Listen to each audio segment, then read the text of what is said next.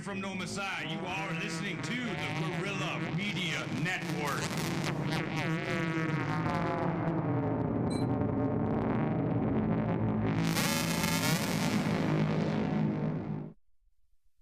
Live from the Overthrow Bunker and FEMA Region 9, you're listening to The Pete Santilli Show.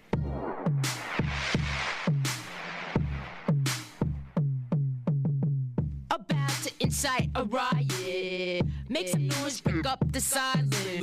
Scream and shout, no being quiet. Spread the facts until you're All right, ladies and gentlemen, I told you I was really excited to bring my guest, Mr. Gerald Celente. He's the publisher of the TrendsJournal.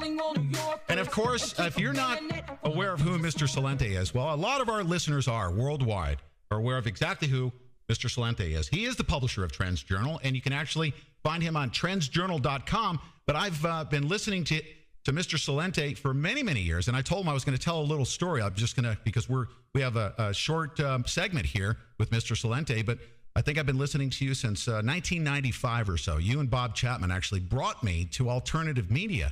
But I remember back in the day, around 1999 or so, you were screaming at the top of your lungs at me, that's the way I was taking it, to buy gold at $295 an ounce. And I didn't buy enough of it as far as I'm concerned. I just hung on to as much cash, made some other investments, but you know how that goes. I should have listened to you back then. Well, look, you know. And I wanted to make that admission publicly. Thanks. I hesitated, and look at where we're at now. But, you know, the world, ever since I started listening to you, has changed right in line with just about every forecast and trend that you've made. I've literally listened to just about every show and every interview. But Mr. Celente, now, as your forecasts have come to full-blown reality, here we are on the precipice of a global economic collapse. What can we expect here in the coming weeks and months? I think we're right on the precipice of something major happening here worldwide. Don't you agree? I do agree, and it's happening with Cyprus. And if you ever want to make a case for owning gold and silver, it's very clear for anybody that has half a brain and the other half isn't cooked out on psychotropic drugs or other drugs about why you should buy or consider. I don't tell people what to do. I'm not a financial advisor. You know, knock yourself out, do what you want to do. Sure. But why it would be good to have gold and silver if you lived in Cyprus. So now you can't get your money out of the bank. And I love the language, you know, if you do get it, they're going to give you a haircut. Isn't that nice? Yeah, they're going to steal your money. So now you can't get money. The banks are closed for almost 2 weeks. Don't you wish you had some gold and silver in your pocket?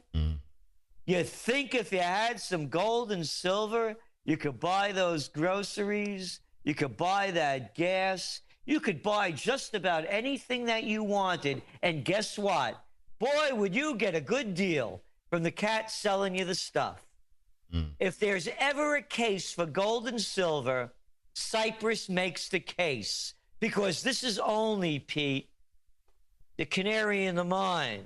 There's going to be a lot more. This is only what, a $10 billion bailout, 10 billion euro bailout. This is chump change. You're looking at a $130 billion bailout that went to Greece. The whole system is collapsing. And we're going to see more and more of this.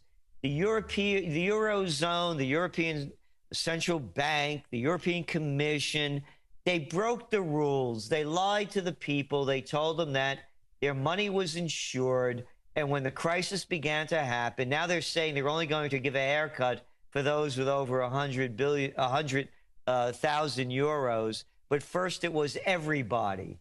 And so they're stealing. They call it a tax on deposits. It's stealing your money. Flat out theft. And, I wanted to speak to that because I'll tell you what, I'm sure you were ticked off because you saw behind the scenes. We've had discussions with some pretty prominent economists and some people that know from a trading perspective exactly what just happened. The Russians were given advance notice. They were able to, these $100,000 plus depositors were given advance notice. They took their money out of the bank with the international branches. Now they're talking about the fact that there's not enough money there at the upper end, that they're now going to have to assess an 80% haircut on those larger depositors. Did the Russians pull their money out? haircut. I love it. Yeah. You know, again, and that's what they did. They made this thing a whole Russian story. It's easy to hate the Russians or anybody else. And so that's what they did, you know. And this is no different than the Eastern European branch of the Grand Cayman Islands. You know, it's nothing different. And you want to talk about money laundering? For everybody with attention deficit disorder that may remember, how about back in, what was it? Only, I think, December of 2012, when HSBC was fined $2 billion for all their money laundering. This has nothing to do with money laundering. It has to do with what's going on in the world. Here, this is Easter time. And I know it might not be politically correct to mention Jesus Christ's name during Easter, but at the risk of doing it, remember that Jesus Christ, the Prince of Peace, becomes violent. Yeah, there you go. When he drives the money changers out of the temple. As a matter of fact, I really believe that as this thing keeps unfolding, is that probably the reason they crucified him, it was the money changers. Because he was really into this. I mean, he drove him out a couple of times. And then you go 1,800 years later, and this is what James Madison said. And remember, this is a president of the United States and a founding father. Quote, history records that the money changers have used every form of abuse, intrigue, deceit, and violent means possible to maintain their control over governments by controlling money and its issuance. End quote. Period. Paragraph. Nothing has changed. Nothing has changed. The money changers are in control. It's the mafia. Yeah. You know, Patrick Henningsen is our reporter. He actually presents every single day during our bunker news break in the second hour. He's in Cyprus, and he was talking to some of the older generation. They were talking about how they've made it through tough periods in the past, through wars and things like that. And they were also talking about the fact that they were going to not pull all of their money out of the bank. They were just going to withstand the storm.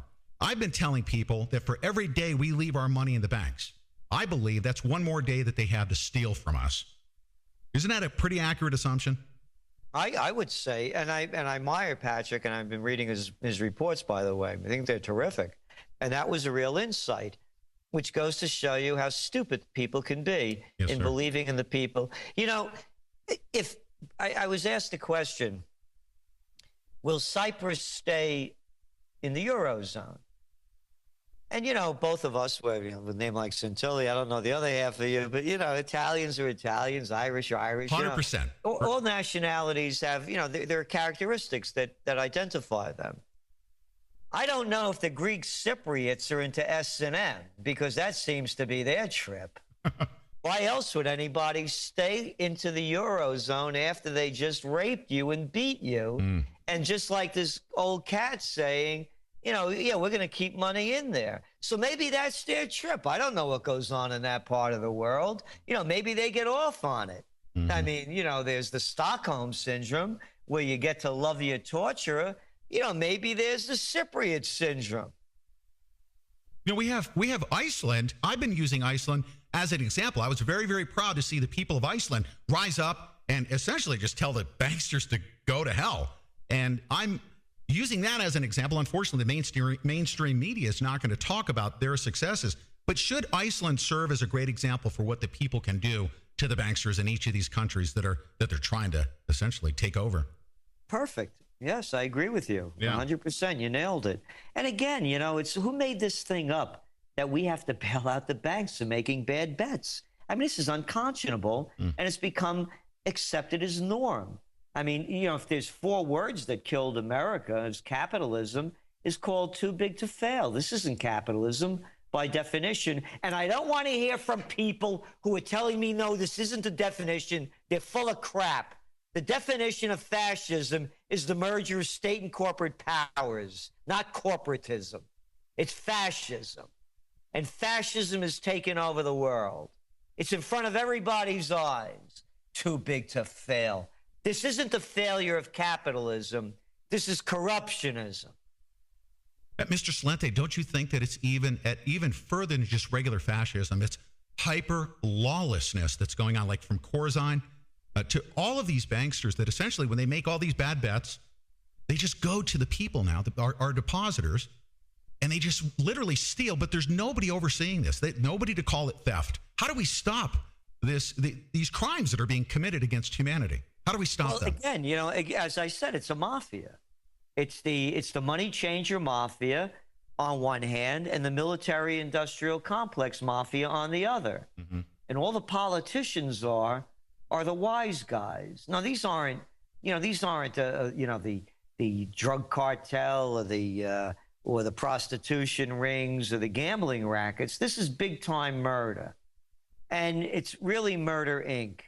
And the police and the paramilitary have become nothing more than the soldiers, the goon squads, to protect the capo di capos, the heads of the monetary and military mafia, and the wise guys. So how does it stop?